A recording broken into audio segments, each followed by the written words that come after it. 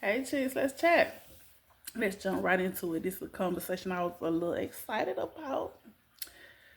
Him, right? The one dude that he's everything that you want, but he's none of what you need. Now, if you like myself, right, and you done slid down a few slides, rode on a few rides in life, enjoyed yourself a little bit, then you have definitely ran across this person one, two, maybe three times, right? I mean, he everything that you would want, not even necessarily on paper, right? Because when we start saying that a person looks good on paper, that means kind of like they checking society box. You know what I'm saying? He works, check.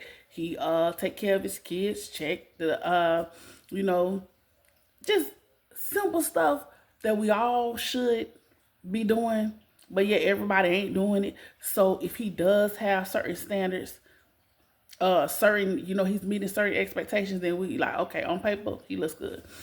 I ain't talking about the ones that necessarily look good on paper because this person here made you feel so good that he didn't have to look good on paper, right?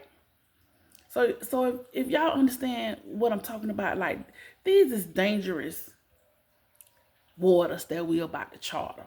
You understand? Because it's not that he's doing everything right, in life. It's not that, he checks all the boxes that he's supposed to check.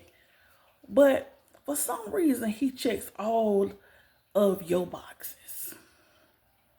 He checks all of them.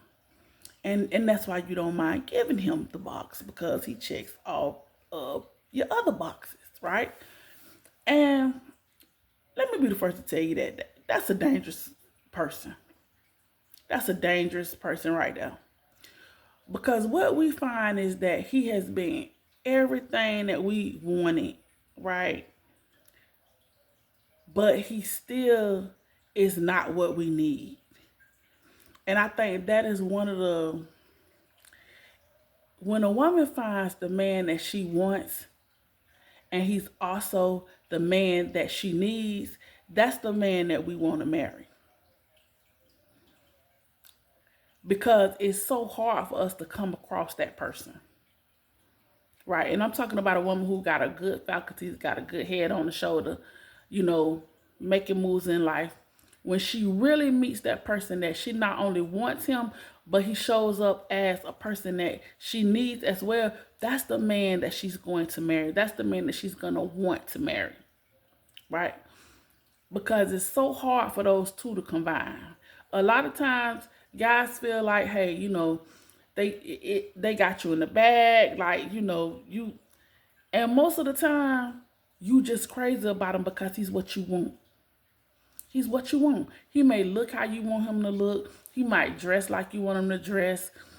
He might drive what you want him to drive. He may have money in the way that you want him to have money. Like, he might not have no stocks and bonds, but he might have a big wad that he be on the phone on, silly stuff that don't mean nothing.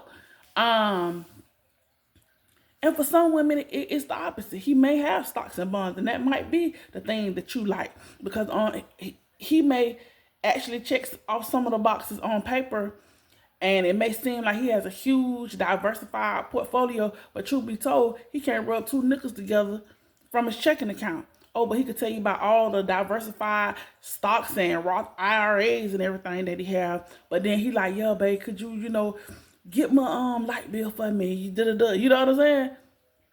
So again, he's everything that you like. In bed, he does his thing. Yes. Yes, he does. You know. Um he just does it for you in whatever capacity that means. He may even be the type that, when you take him somewhere, he know how to act. You know, show up with you at your family gathering and everybody just crazy about him. Like he just know how to blend in. Don't ask that joker where he work at. Oh, please, I hope auntie don't come around here asking them kind of questions. But even if she do, guess what? He's so charming and his finesse is so on point that he gonna have an answer for auntie. Whether it's a lie or not, when she come around with them questions, he gonna have something so nice. She gonna be whispering over in your ear, girl, you need to keep him. Not even knowing, honey, girl, child, girl, he don't work on nobody job. Won't work on pie in a pie factory. You hear me? If he had the squash grapes with razor blade shoes for a living, if that means he got to punch in somewhere to do it, he ain't gonna do it. He's not coming. He's not showing up. There are those men that they're not gonna have a job. They don't work. They don't want to work for nobody. They can't keep a job for too long, even when they do. That's just not their thing. Now, would running a business be their thing? I don't know. But